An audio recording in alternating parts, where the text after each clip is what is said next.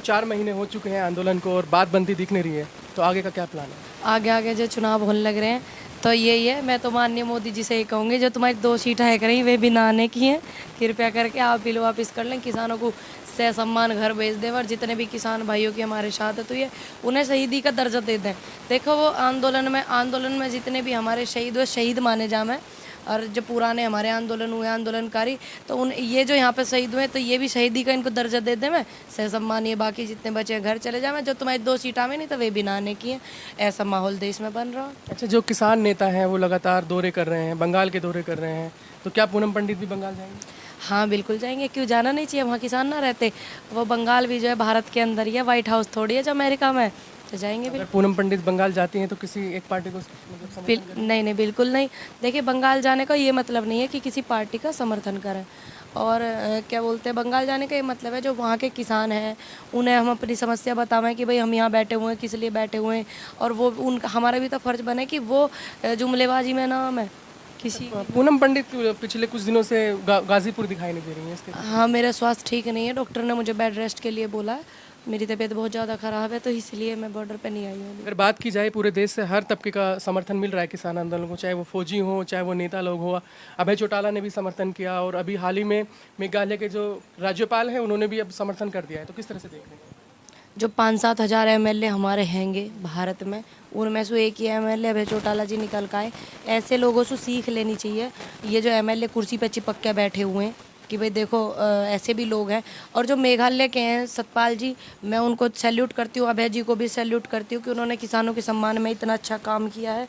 और जो सतपाल जी हैं राज्यपाल मेघालय के, अब मुझे तो यूँ डर है कहीं ये बीजेपी वाले नू ना कहने लगे वे भी अनपढ़ हैं, सतपाल जी को भी ना कहने लगे, क्योंकि उन्हें समझ आ रहा हो भाई इतने दिन हो गए आंदोलन चलते चलते, इतना समय हो गया, किसान अब भी अपनी सच्चाई के लिए अधिकार के लिए बैठा हुआ, अब उनके घर एक आध जांच ना भेज वो दें। तो बोल रहे हैं ना कि राजनीति चमकाने के लिए आ रहे हैं, कौन कह रहे हैं? वही सरकार वाले लोग। सरकार वाले ही तो बोल रहे हैं, अब सरकार के ही तो हैं ये भी, जो मेघालय वाले हैं ये भी तो सरकार में ही है। अब उनको समझ आ रही है, मुझे तो डर है कहीं उनके घर भी एक आधी डी जांच पाँच ना भेज दें, आईबी की टीम फीम ना भेज दें माननीय मोदी जी, कि भाई इन्होंने किसानों के सम्मान में 2 शब्द क्यों कहे, क्योंकि ऐसे ही हो रहा हो ना। तापसी पन्नू जी ने सहयोग करा, उनके घर क्या हुआ, दिशारा भी ने करा, उनके क्या हुआ, और वो दूसरे हमारे वासु जी उनके घर क्या हुआ, यही हो रहा हो ना। अब मुझे तो डर है कहीं सतपाल जी के घर और एक ईडी जांच ना भेज दे मैं ये।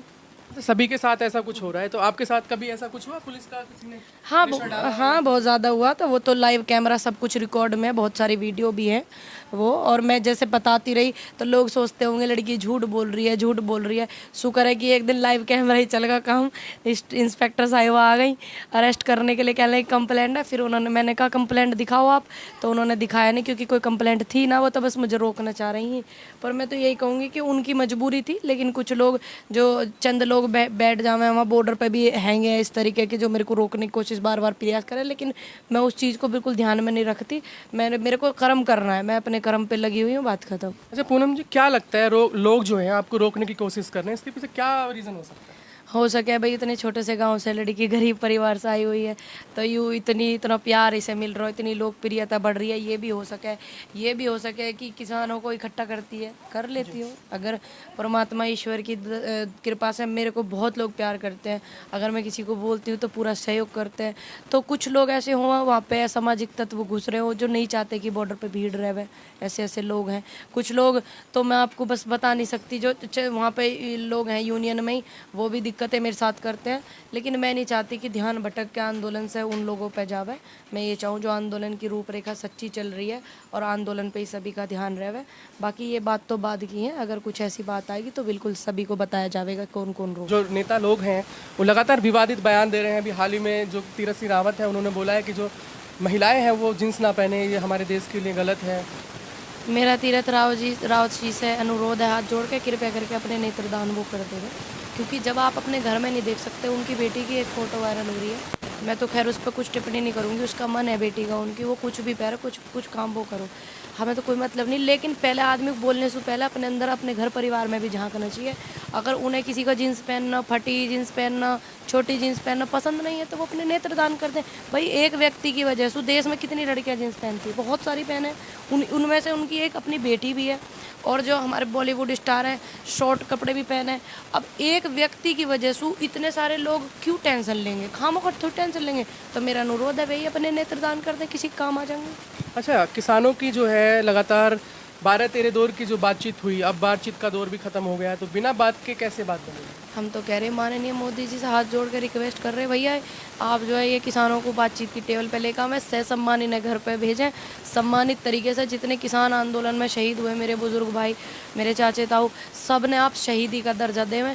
क्योंकि जब भी किसी आंदोलन में कोई शहीद होता है, किसी लड़ाई में देश के लिए शहीद होता है, देश का आंदोलन चल रहा, तो उन्हें शहीदी का दर्जा दिया जाए। जो तुम्हारी 2 सीट आए रही पहले नहीं, वे 2 भी नाम है, तो उम्मीद मत करना आप उन 2 की भी।